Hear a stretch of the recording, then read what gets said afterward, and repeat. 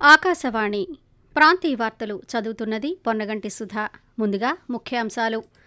రాష్ట్రాన్ని ఇన్నోవేషన్ హబ్గా తీర్చిదిద్దుతామని ముఖ్యమంత్రి నారా చంద్రబాబు నాయుడు పేర్కొన్నారు. సంక్రాంతి నాటికి రాష్ట్రంలో గుంతలు లేని రహదారులే కూటమి ప్రభుత్వ లక్ష్యమని మంత్రి నిమ్మల రామానాయుడు తెలిపారు. విజయనగరం స్థానిక సంస్థల శాసనమండలి సభ్యుల ఎన్నికల ప్రవర్తనా నియమావళి అమలులోకి వచ్చిందని జిల్లా ఎన్నికల అధికారి ఏ శ్యాంప్రసాద్ ఒక ప్రకటనలో వెల్లడించారు. రేపటి నుంచి 3 రోజుల పాటు పార్వతీపురం మన్యం జిల్లాలో రాష్ట్ర స్థాయి 68వ విలువిద్యా క్రీడా పోటీలు నిర్వహిస్తున్నామని పాఠశాల క్రీడల జిల్లా అధ్యక్షులు ఎన్ తిరుపతి నాయుడు తెలియజేశారు. ఇక వార్తల వివరాలు. రాష్ట్రాన్ని ఇన్నోవేషన్ హబ్గా మారుస్తామని ముఖ్యమంత్రి నారా చంద్రబాబు నాయుడు పేర్కొన్నారు. రాష్ట్ర వ్యాప్తంగా రహదారి గుంతలు పూడ్చే కార్యక్రమాలు ఈరోజు ప్రారంభమైన సందర్భంగా అనకాపల్లి జిల్లా పరవాడలో గుంతలు పడిన రోడ్లను పూడ్చే కార్యక్రమంలో ముఖ్యమంత్రి పాల్గొన్నారు. ఈ సందర్భంగా ఆయన మాట్లాడుతూ వచ్చే సంక్రాంతి నాటికి రాష్ట్రంలో మొత్తం గుంతలు పూడ్చే విధంగా 860 కోట్ల రూపాయలతో పనులను చేపడుతున్నామని తెలిపారు. రహదారులు బాగుంటే వ్యాపారాలు బాగుంటాయని, రహదారులపై గుంతలు లేకుండా చూసే బాధ్యత తమదేనని ఉద్ఘాటించారు.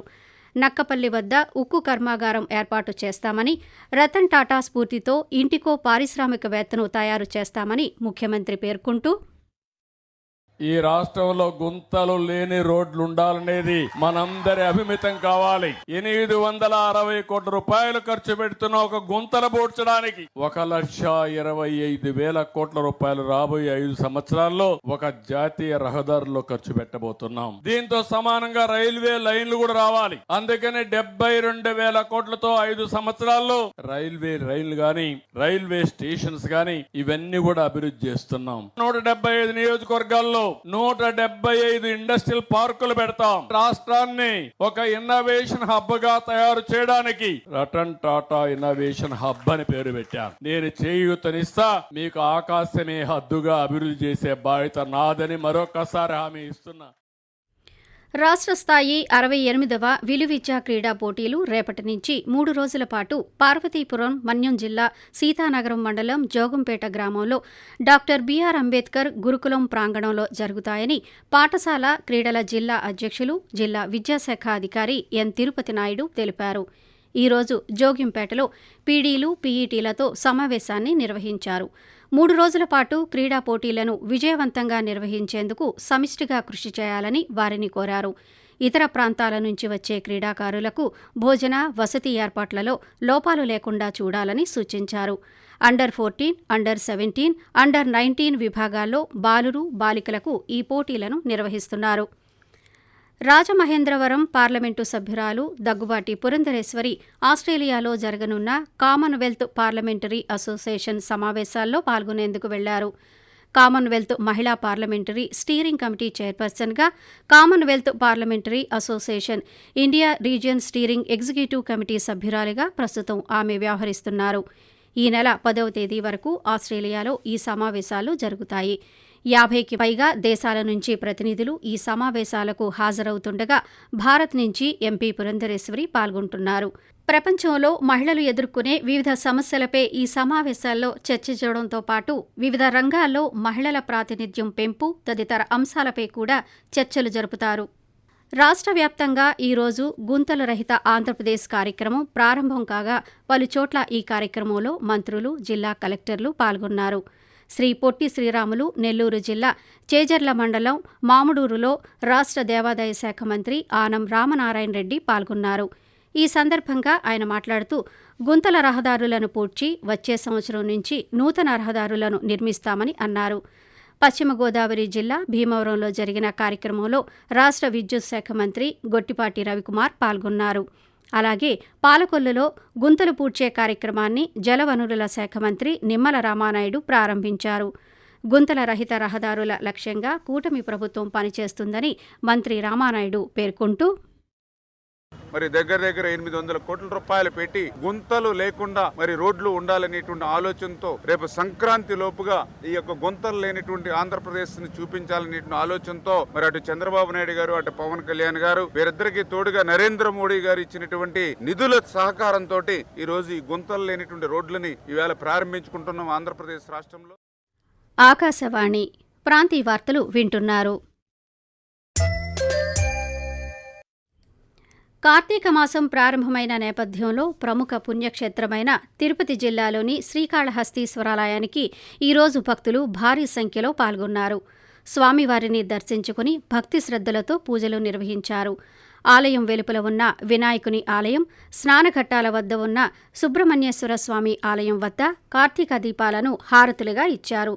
శ్రీకాళహస్తి దేవస్థానం వేద పండితులు అర్ధగిరి స్వామి ఈ సందర్భంగా ఆలయంలో జరుగుతున్న ప్రత్యేక పూజల గురించి వివరిస్తూ, కార్తీక శుద్ధ పాడ్యమి నుండి అమావాస్య వరకు కూడా అత్యంత వైభవపేతంగా కార్తీక మాసం నిర్వహించబడుతుంది. స్వామివారికి 1,00,000 కుంకుమార్చన, 1,00,000 బిల్వార్చన ప్రతి నిత్యం నిర్వహించబడుతుంది. ఈ కార్తీక మాసంలో ప్రతి భక్తుడు కూడా శ్రీ జ్ఞానప్రసూనాంబ సమేత శ్రీ కాళహస్తీశ్వర స్వామివారి యొక్క క్షేత్రమందు కార్తీక మాసోత్సవంలో భక్తులందరూ కూడా పాల్గొని శ్రీ స్వామి అమ్మవారి యొక్క ఆశీస్సులు పొందవలసినదిగా కోరడమైనది.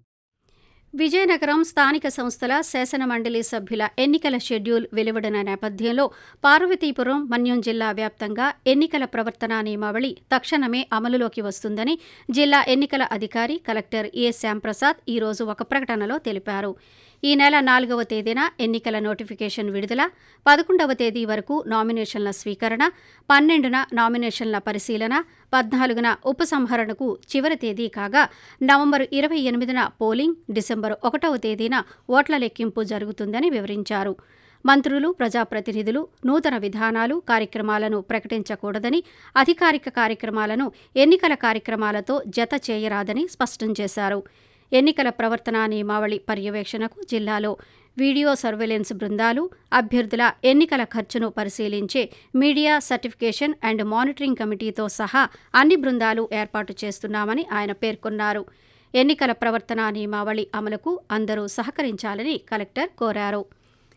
విశాఖలోని రుషికొండపై నిర్మించిన విలాసవంతమైన భవనాలు ఎలా ఉపయోగించాలో త్వరలో ఒక నిర్ణయానికి వస్తామని ముఖ్యమంత్రి నారా చంద్రబాబు నాయుడు పేర్కొన్నారు. ముఖ్యమంత్రి తన మంత్రివర్గ సహచరులతో కలిసి రుషికొండపై గత ప్రభుత్వం నిర్మించిన భవనాలను ఈరోజు పరిశీలించారు. భూ యజమానులకు ఎటువంటి ఇబ్బంది లేకుండా భరోసా కల్పిస్తూ కౌలు రైతులకు మేలు జరిగేలా నూతన కౌలు చట్టాన్ని తీసుకురావడం జరుగుతుందని వ్యవసాయం, సెరికల్చర్, కోఆపరేషన్, మార్కెటింగ్ శాఖల ప్రత్యేక ముఖ్య కార్యదర్శి బి రాజశేఖర్ పేర్కొన్నారు.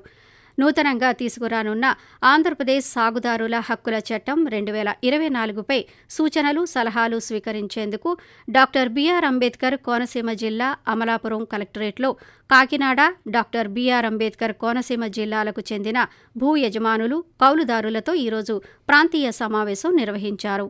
ఈ సందర్భంగా ఆయన మాట్లాడుతూ, కౌలు రైతుల సమస్యలకు పరిష్కారం చూపడంతో పాటు భూ యజమానులకు భరోసా కల్పిస్తూ కౌలుదారులకు పంట రుణాలు అందేలా నూతన సాగుదారుల హక్కుల చట్టం 2024ను రూపొందించేందుకు రాష్ట్ర ప్రభుత్వం సన్నాహాలు చేస్తుందని వివరించారు. ఈ కార్యక్రమంలో వ్యవసాయ శాఖ డైరెక్టర్ ఢిల్లీరావు, జిల్లా కలెక్టర్ మహేష్ కుమార్ తదితరులు పాల్గొన్నారు. తిరుపతి జిల్లా వడమాలపేట మండలంలో చిన్నారిపై అత్యాచార ఘటనపై విచారం వ్యక్తం చేసిన ముఖ్యమంత్రి నారా చంద్రబాబు నాయుడు నేరానికి పాల్పడిన వారిని కఠినంగా శిక్షించాలని ఈరోజు అధికారులను ఆదేశించారు. ఇదిలా ఉండగా బాధిత కుటుంబానికి 10 లక్షల రూపాయల ఆర్థిక సహాయాన్ని అందించాలని ముఖ్యమంత్రి ఆదేశించారని కలెక్టర్ వెంకటేశ్వరరావు ఒక ప్రకటనలో తెలిపారు. ఈ మొత్తాన్ని హోంశాఖ మంత్రి వంగలపూడి అనిత బాధిత కుటుంబానికి రేపు అందిస్తారని ప్రకటనలో పేర్కొన్నారు.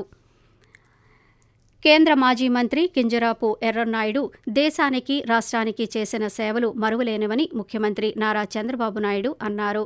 ఎర్రన్నాయుడు 12వ వర్ధంతి సందర్భంగా శ్రీకాకుళంలో జరిగిన కార్యక్రమంలో ఆయన పాల్గొన్నారు. ఆకాశవాణి ప్రాంతీయ వార్తలు ముగించే ముందు ముఖ్యాంశాలు మరోసారి. రాష్ట్రాన్ని ఇన్నోవేషన్ హబ్గా తీర్చిదిద్దుతామని ముఖ్యమంత్రి నారా చంద్రబాబు నాయుడు పేర్కొన్నారు. సంక్రాంతి నాటికి రాష్ట్రంలో గుంతలు లేని రహదారులే కూటమి ప్రభుత్వ లక్ష్యమని మంత్రి నిమ్మల రామానాయుడు తెలిపారు. విజయనగరం స్థానిక సంస్థల శాసనమండలి సభ్యుల ఎన్నికల ప్రవర్తనా నియమావళి అమలులోకి వచ్చిందని ఎన్నికల అధికారి శ్యాంప్రసాద్ ఒక ప్రకటనలో వెల్లడించారు. ఆకాశవాణి ప్రాంతీయ వార్తలు ఇంతటితో సమాప్తం.